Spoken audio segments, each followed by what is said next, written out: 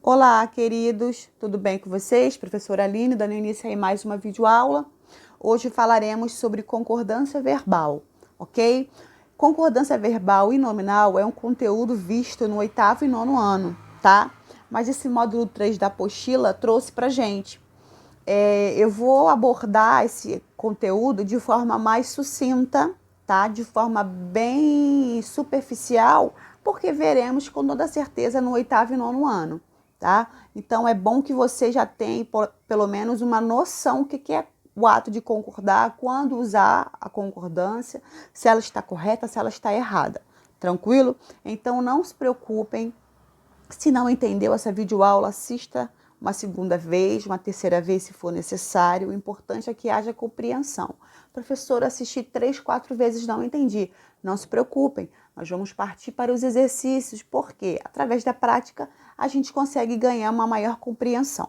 Tranquilo? Vamos lá. Concordância verbal. O que é o concordância, professor? O que é o ato de concordar?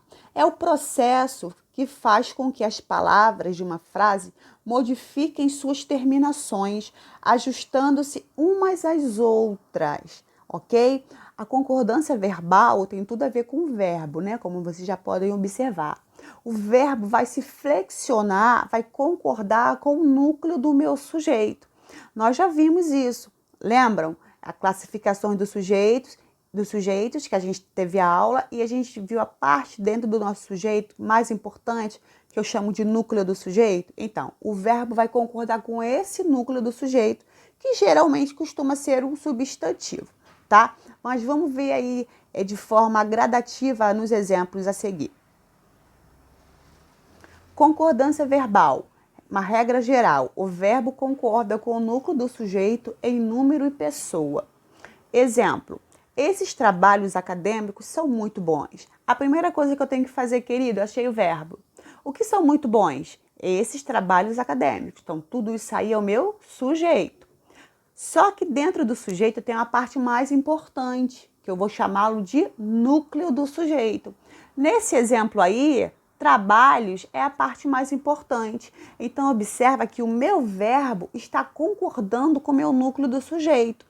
Meu núcleo do sujeito está no plural. O verbo vai, se flexiona no plural, porque concorda com o meu núcleo do sujeito. Outro exemplo. O nível desses trabalhos acadêmicos é muito bom. Vamos lá, a primeira coisa que eu falei, achei o verbo. O que é muito bom? O nível desses trabalhos acadêmicos. Tudo isso aí é o meu sujeito. Dentro do meu sujeito há uma parte mais importante que eu vou classificá-lo de núcleo, Vou nomeá-lo de núcleo. Nesse exemplo é nível.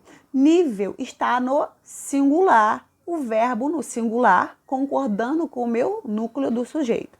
Essa é a regra geral, aonde o verbo se flexiona concordando com o núcleo do sujeito, beleza? Só que dentro da concordância verbal como a nominal, nós temos algumas regrinhas específicas, tá? De concordância. É o que a gente vai falar ao longo do vídeo, beleza? Vamos lá. Concordância verbal com o sujeito simples. Quando o sujeito é simples, tem apenas um núcleo, o verbo deve concordar com ele em número e pessoa. Eu paguei sua conta ontem. Quem pagou sua conta ontem? Eu, Esse eu aí é um pronome, É o sujeito. Esse paguei está na primeira pessoa do singular concordando com o meu sujeito. Então, o verbo se flexiona de acordo com o meu sujeito. Esse é um sujeito simples, tem apenas um núcleo. Tranquilo? Concordância com o sujeito composto antes do verbo, tá? O verbo vai para o plural. Exemplo.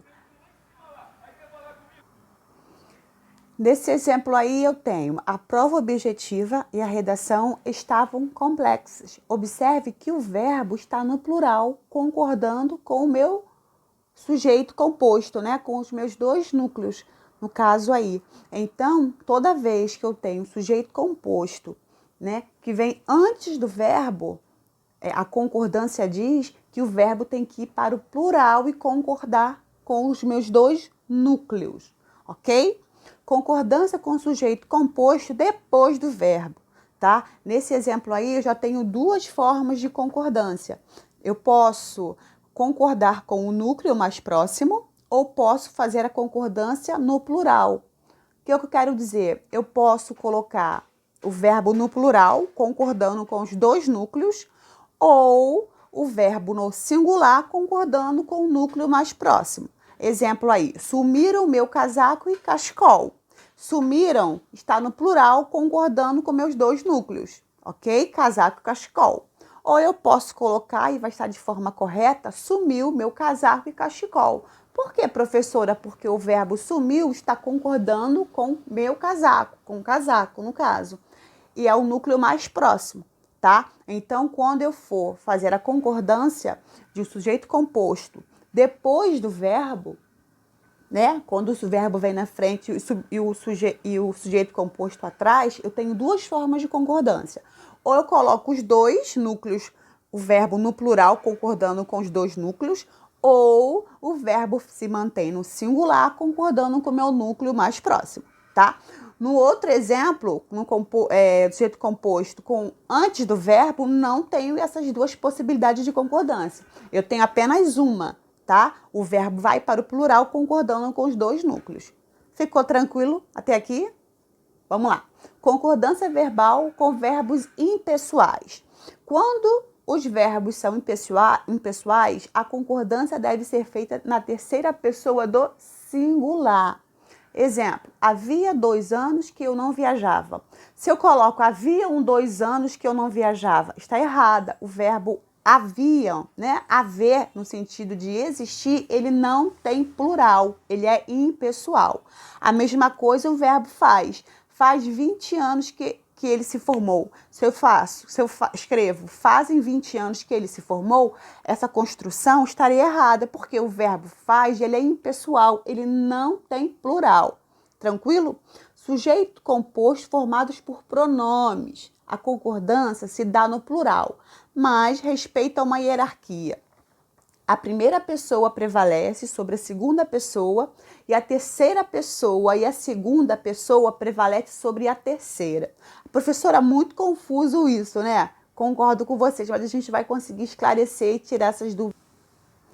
Vamos lá. Primeira pessoa, eu, né? E tu, quer dizer que se estiver eu e tu como sujeito, o verbo vai para a primeira pessoa do plural. Como eu e tu ficamos calados. Eu tenho aí eu, primeira pessoa, tu, segunda pessoa, e o verbo na primeira pessoa do plural. Ok? Se estiver eu e ele, né, a mesma coisa. Primeira pessoa eu, terceira pessoa do plural. Se tiver a segunda pessoa, que é tu, e a terceira pessoa, que é ele, prevalece a segunda pessoa, né? Então, vai para o plural, que é vós. Mas esse tipo de concordância a gente não costuma usar, não, tá? A gente vê muito ele em gramáticas, em textos mais formais, assim. Mas se aprova, de repente, pedir, eu não vou pedir, mas é bom que vocês saibam que existe esse tipo de concordância, tá? Com vós, mas a gente não vai cobrar ele, não. Tranquilo? Por isso que eu falei que é uma parte mais aprofundada da concordância verbal que eu acho importante vocês verem só lá no 9º ano, tá? Agora no 7º não acho de grande relevância vocês terem esse aprofundamento, até porque pode confundir um pouquinho a mentezinha de vocês e a intenção não é essa. Tranquilo? Verbo ser indicando horas. É impessoal, mas o verbo ser, queridos, tem algumas particularidades. E aí, ele mesmo sendo impessoal, ele não vai para o singular, né? Como os outros verbos impessoais. Ele vai para o plural, concordando com o número que indica a hora. Exemplo, são 2 horas. Porque duas é mais de um verbo. O verbo ser concorda aí com 2 horas. Eram quase 6 horas. Também o verbo no plural concordando com o número 6, que expressa o número de horas. E por fim, já é meia-noite, já é meio-dia. Por que é meia-noite? Eu não posso dizer que são meia-noite, Porque meia-noite é singular, então o verbo fica também no singular. É uma metade de uma noite, né? Não chega nem a ser uma noite inteira. Por isso eu falo é meia-noite, não são meia-noite, ok? Bem, a nossa aula está muito tranquila, esse conteúdo que eu trouxe para vocês, bem superficial mesmo, dentro da concordância. Espero que vocês tenham entendido na primeira aula, né? E vamos praticar através do exercício, ok?